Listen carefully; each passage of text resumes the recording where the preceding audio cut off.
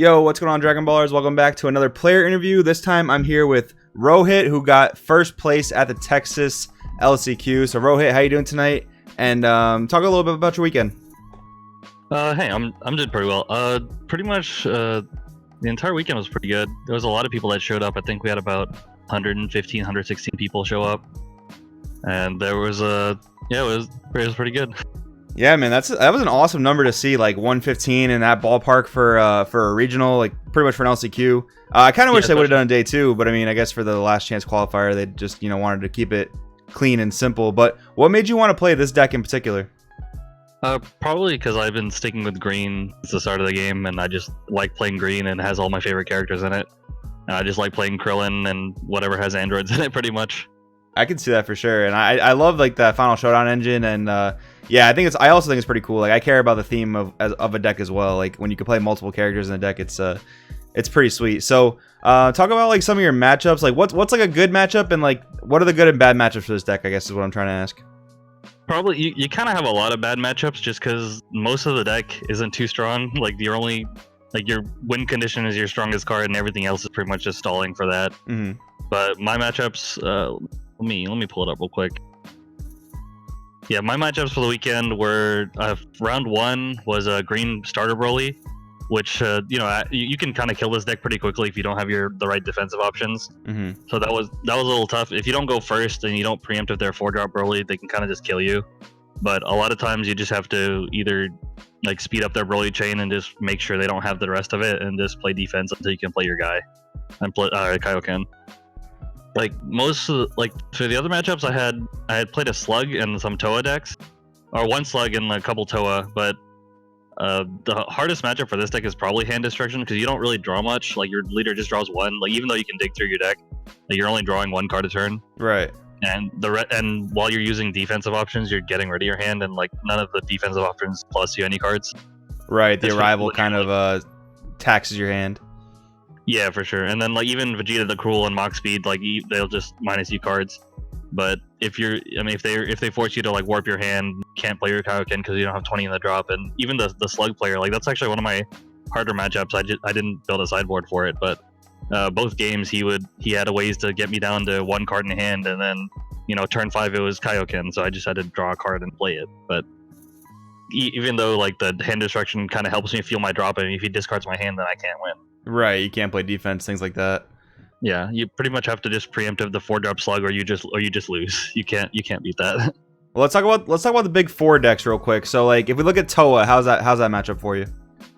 Toa is actually pretty tough depending on how they play it. If they play the slow Hand Destruction route and then just create your life, you can't really do much about it. You kind of have to so pretty much the way that I outed it was with the new Crillon card, the Steadfast Defender. Right. When you have 10 in your drop, you play it for 2 and it's a blocker. So pretty much you're just playing that, and you're blocking their Mira and trying to KO it once they swing with it, or just trying to get as many Clash of Fates Goku out as possible, like early, and then just swing with that and be aggressive. And hopefully if they don't deal with it, you can kill them with that, or by that time you can play your Kaioken. But you never want to rival against them because you're getting rid of your own hand.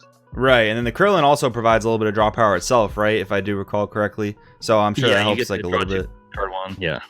And then what about how does the Janemba matchup play out? The Janemba matchup, actually this leader was pretty much unwinnable against Janemba until Kaioken came out. And this is one of the leaders I've been wanting to play for a while, but one of my friends plays Janemba, and I could never beat him with this deck because you mill yourself and you just lose. But now with Kaioken, it's pretty much like even if they play the Champa that rests it, you can I play the Paragus and the Secret Broly, so you can just take the rest of their hand and then just swing with the Secret Broly. And your leader's a double strike too. Secret Broly definitely seems like it cleans that matchup up for sure. What about the Shenron matchups, like Shenron Ramp in particular? That's actually one of the hardest matchups for this deck. That's what one of my friends, Kelsey, built my sideboard while I was driving in the car, actually. The only 2 cards that I wanted was the Force Ejection Mass Saiyan and the Kami. So just to stop them from untapping and ramping. Like usually for Force Ejection, you can just cast it for 3, and they can just stay on board and keep using the activate main every turn. Right, because that's ability always have more energy, yeah. Yeah, and then the Kami for untapping was Shenron, and the U6 matchup as well. How is the U6 matchup at being like the other quote unquote like big 4 decks? Actually, 3 of my games were U6, and it was really hard.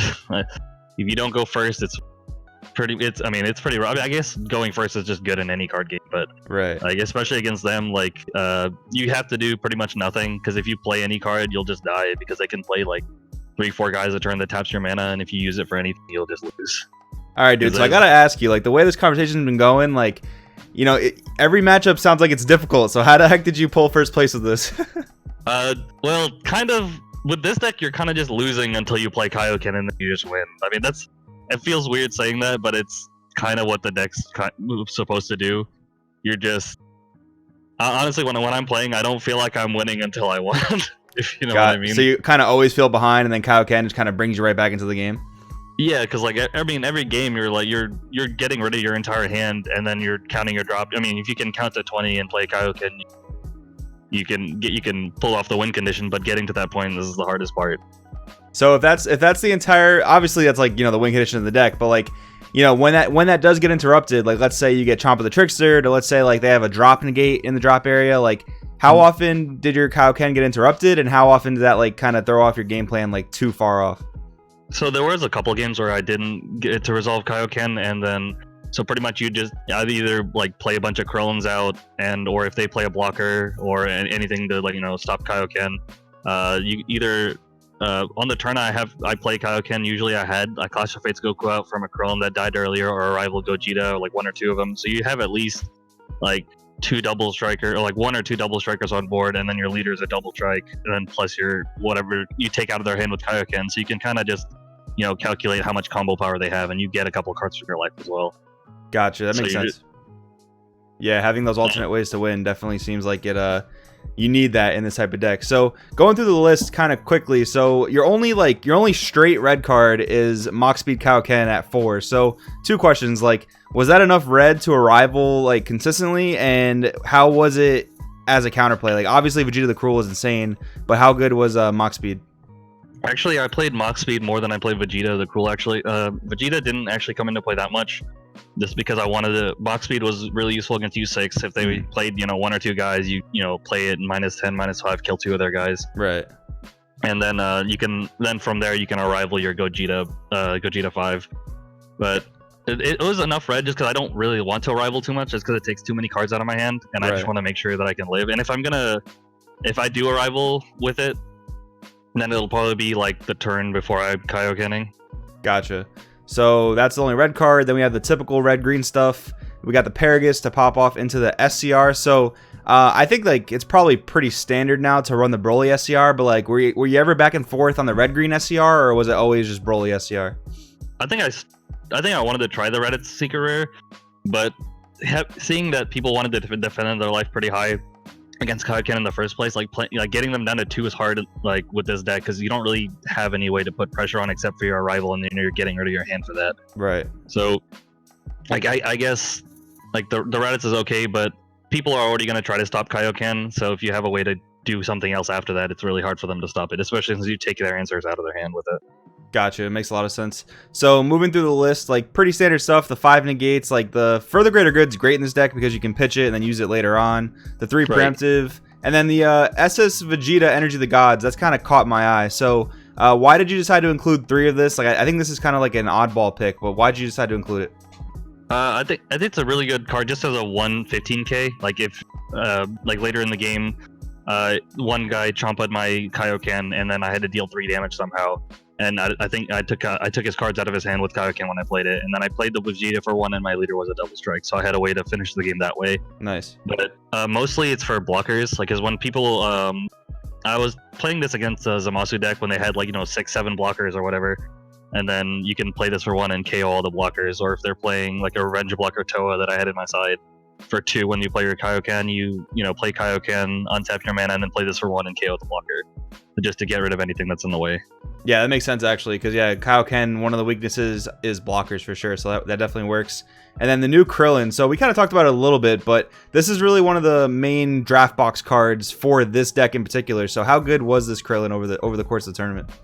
I really liked it just because, I mean, I like Crillon as a character, but also like you can play out Clash of Fates Goku super early in the game. Like turn 3, you can have 10 cards in your drop, and you can, if your opponent isn't really doing anything, or if you're not scared of dying, you can just play him out just to filter your deck a little bit, find more answers, and just if you don't have Kaioken, you can just draw into it. But it's like having a 25k double strike for free and stopping 2 attacks with block an attack, play or play Clash of Fates and KO something it's just really strong.